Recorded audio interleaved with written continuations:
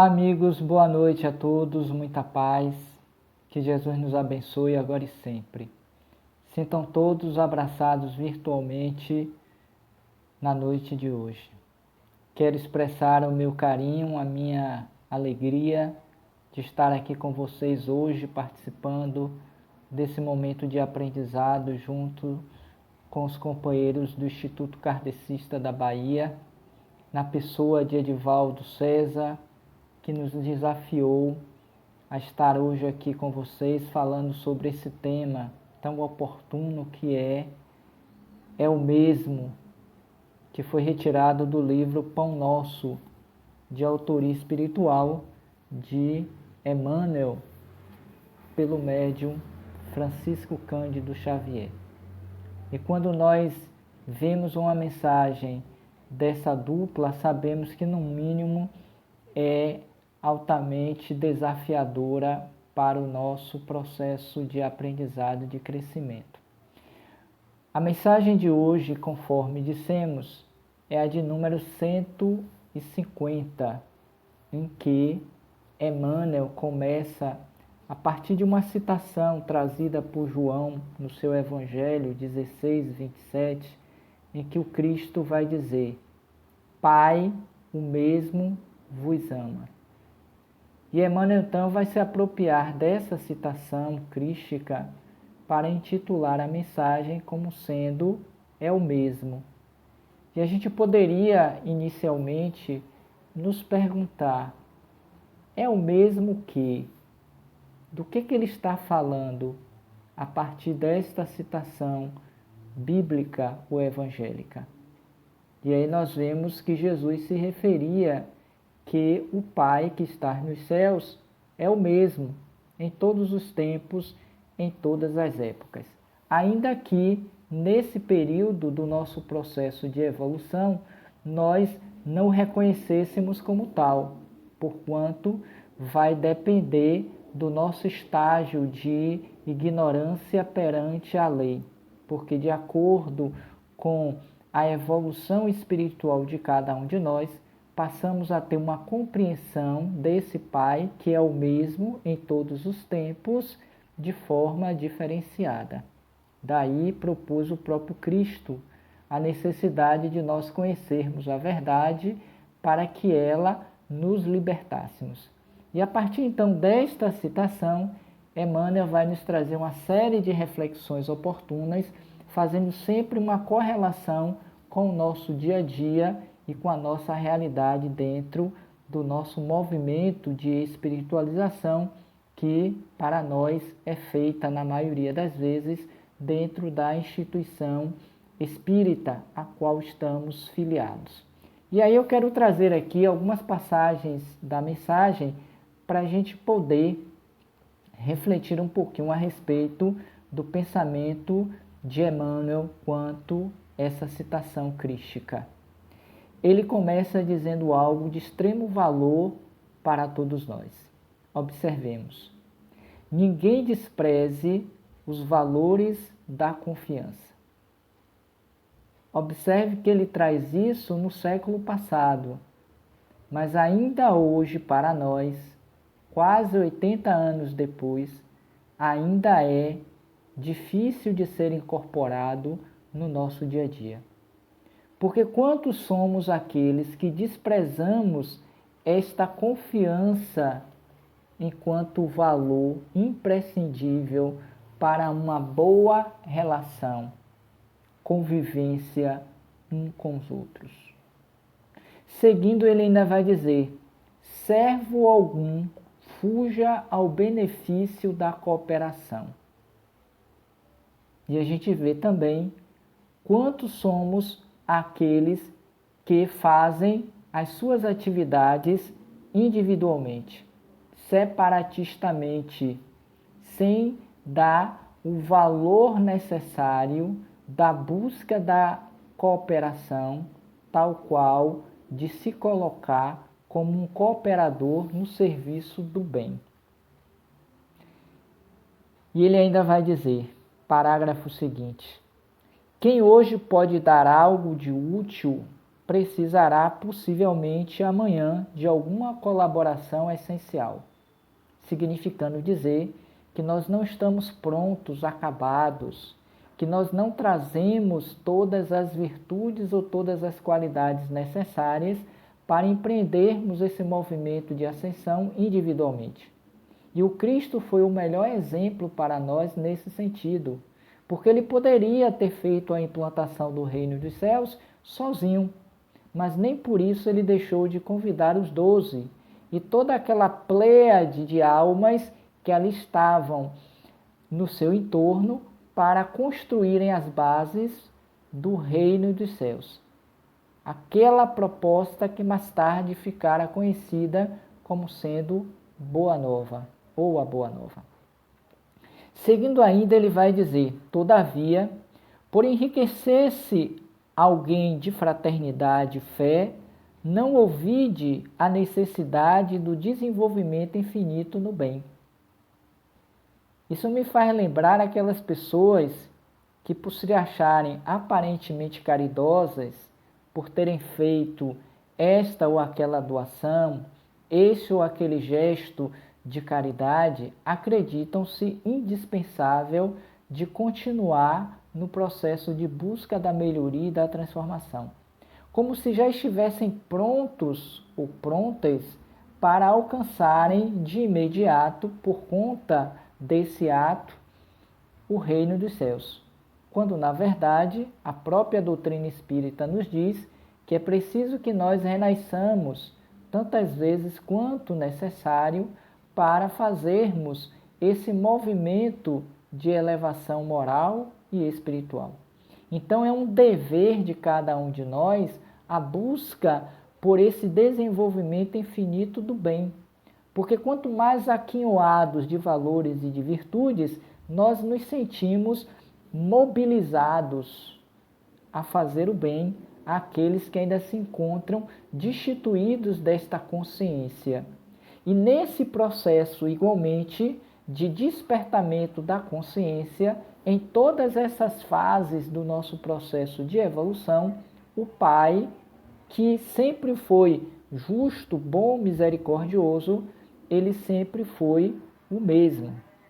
Seguindo, ele ainda vai dizer: os obreiros sinceros do Evangelho devem operar contra o favoritismo pernicioso, muito comum nas nossas leiras espíritas, religiosas, em que nós estamos fazendo sempre com o intuito de sermos beneficiados por vantagens, por premiações, acreditando que Deus vai dar a um em detrimento de outro, só porque se diz crente, porque se diz acreditar no Pai, quando na verdade não é bem assim. Vou repetir a citação.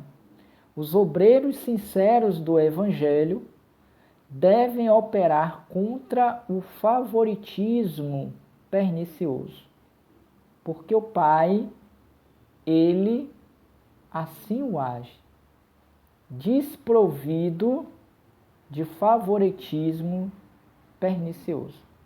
Daí disse Jesus com a sabedoria de sempre: a cada um segundo as suas obras. Mas seguindo ele ainda vai dizer: a lavoura divina não possui privilegiados.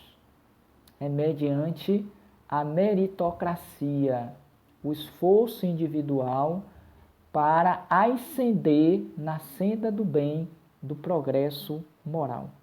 Em suas ações numerosas, há trabalhadores mais devotados e mais fiéis. Contudo, esses não devem ser caracterizados à conta de fetiches e fim respeitados e imitados por símbolo de lealdade e serviço. Essa passagem me fez lembrar aquela parábola da vinha do Senhor, em que o Senhor saiu na madrugada para aliciar trabalhadores para trabalharem na sua vinha. E ele passou o dia todo chamando pessoas que encontraram desocupadas na praça para trabalho. E aqueles que começaram no iniciar do dia acreditaram que por terem trabalhado mais horas iriam receber mais em relação àqueles que começaram no final do dia. E o interessante é que quando o Senhor chama todos para dar o que tinha sido combinado, os da primeira hora percebem que receberam igualmente aquilo que... Voltando, aqueles que começaram no início do dia acreditaram que iriam receber igualmente um valor maior do que aqueles que começaram ao final do dia. E quando perceberam que o Senhor resolveu pagar o mesmo denário a todos, estes primeiros ficaram chateados. Mas o que tinha sido combinado com eles era aquele valor. E se o Senhor resolveu dar igualmente àqueles que chegaram ao final do dia o mesmo valor, foi uma vontade dele. E os trabalhadores de última hora, que é a parábola, não teriam que se aborrecer quanto a isso. No entanto, eles ficaram chateados e reclamando.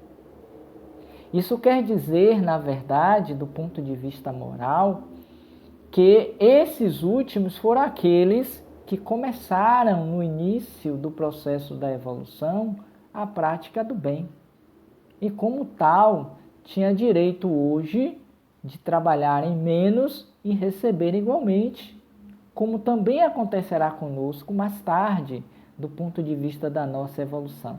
Então, Emmanuel, com a sabedoria que lhe é caracterizada e se apropriando também da imagem da lavoura, que lhe é muito peculiar nas suas mensagens, ele vai dizer e reforçando que a lavoura divina, essa vinha do Senhor, não possui privilegiados, porque cada um terá o salário que lhe é merecido.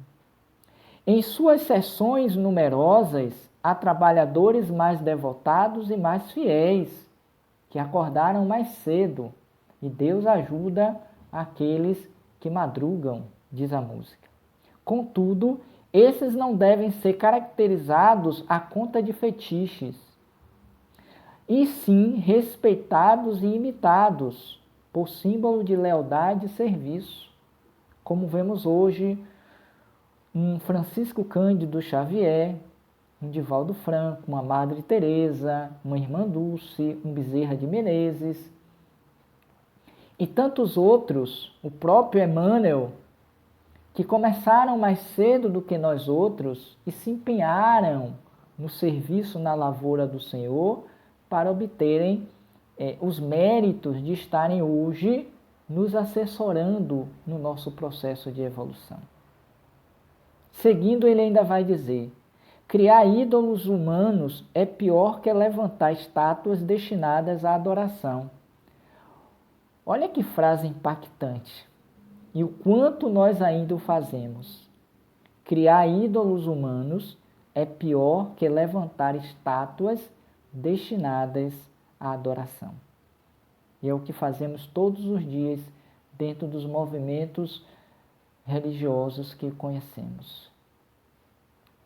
O mármore é impassível, mas o companheiro é nosso próximo, de cuja condição ninguém deveria abusar. Pague cada homem o tributo de esforço próprio à vida. Não fiquemos aguardando que as coisas caiam do céu. Não fiquemos esperando por milagres. Façamos nós a nossa parte. Nos empenhamos para realizar o bom trabalho, a fim de que, mediante o esforço pessoal sincero, Deus possa distribuir, dar a cada um aquilo que cada um merece. Lembro-me aqui também da parábola dos talentos.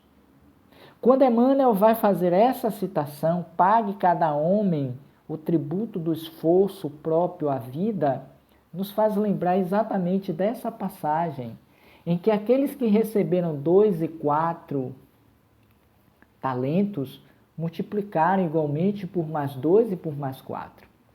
Pelo esforço individual, pela coragem de ir à luta, de sair do ponto de acomodação, de limitação comum ainda nas nossas leiras espiritistas, aguardando que os espíritos façam por nós, eles foram e fizeram por eles mesmos.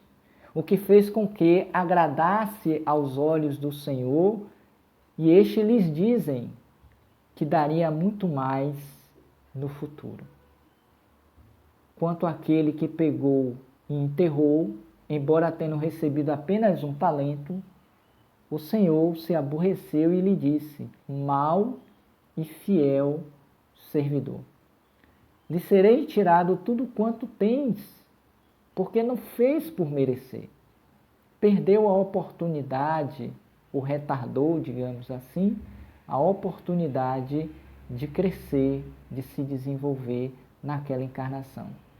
E são muitos os profitentes à entrada no reino dos céus que se enganam quanto a essa questão, por acreditarem que por uma reza, uma doação, por acreditar na imortalidade da alma, coisa que valha, já tenha o passaporte garantido a essa condição de mundo perfeito. Quando, na verdade, sabemos que não é bem assim. É o esforço individual, pessoal, de cada um que dará condições de uma elevação através das reencarnações. O que é necessário, Senhor, para entrar no reino dos céus? Ao que Jesus disse a Nicodemos, o doutor da lei. Em verdade vos digo que é necessário nascer de novo. Nascer da água e do Espírito. Através dos processos biológicos, fisiológicos, naturais de um mundo ainda provacional como o nosso.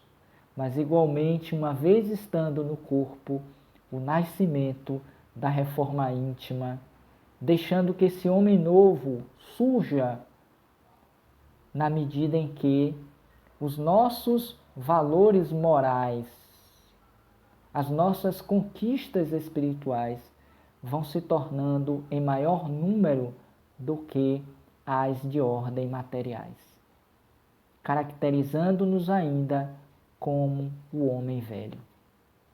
Finalizando, ele ainda vai dizer assim: o Supremo Senhor espera de nós apenas isso, a fim de converter-nos em colaboradores diretos.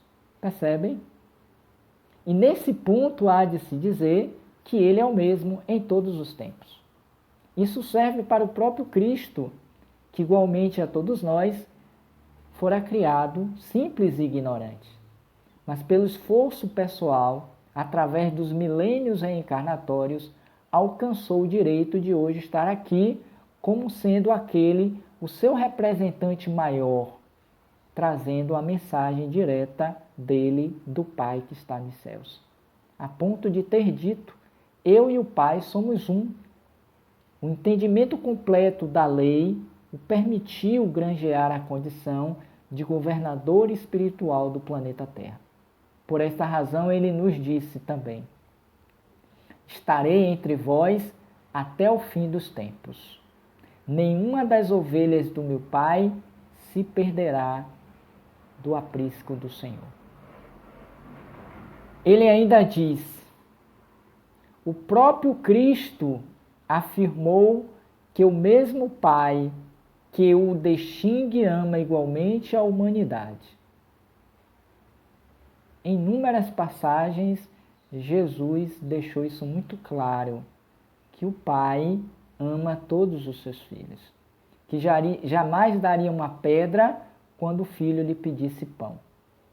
Se nós que somos humanos assim o fazemos, imaginemos Deus, que é de misericórdia e de amor. O Deus, continua Emmanuel, que inspira o médico é o mesmo que ampara o doente.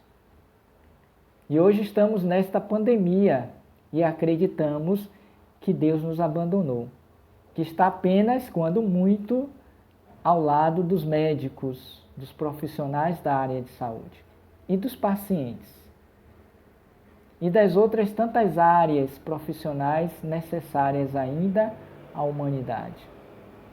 Percebem?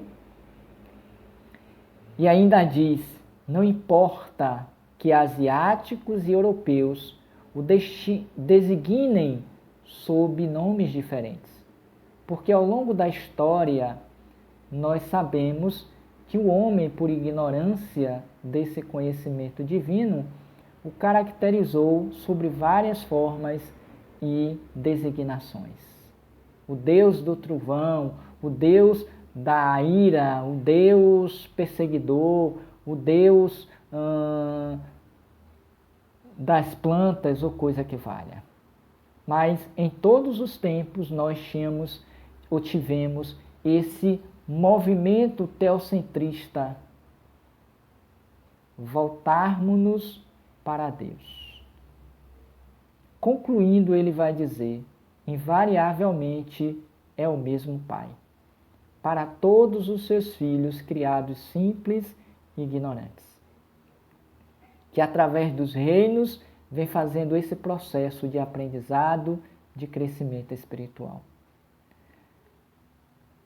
E finaliza então Emmanuel: conservemos, pois, a luz da consolação, a bênção do concurso fraterno, a confiança em nossos maiores e a certeza da proteção deles.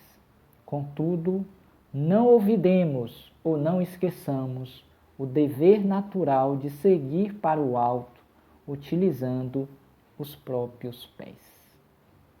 Ou seja, saiamos das nossas acomodações, das nossas zonas de conforto, de alienação psicológica.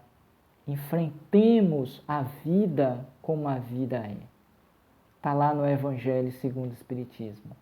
Vivei de conformidade com as necessidades do mundo. Mas que em todos os atos, em todas as nossas ações, não nos distanciemos de Deus, nosso Pai. Oremos, confiemos e tenhamos a certeza de que Ele é o mesmo para todos os seus filhos, mas cada um terá mediante o seu merecimento. Por esta razão, encerro aqui agradecendo a vocês a paciência, a compreensão, a participação, aguardando as perguntas no chat, com uma citação também crística, quando Jesus vai dizer: nem todo aquele que disser Senhor, Senhor, entrará no reino dos céus, mas somente aquele que fizer a vontade do meu Pai que está nos céus. Porque sempre foi assim e sempre será. As suas leis são eternas, imutáveis, dando a cada um de acordo com o seu merecimento ou com o que laborou nesta plantação ao longo do tempo que lhe foi dado a oportunidade de trabalhar nela. Portanto, amigos, avante e sigamos, confiantes na certeza de que o Pai que está nos céus é sempre o mesmo. Muita paz, muito obrigado a todos e vamos às questões.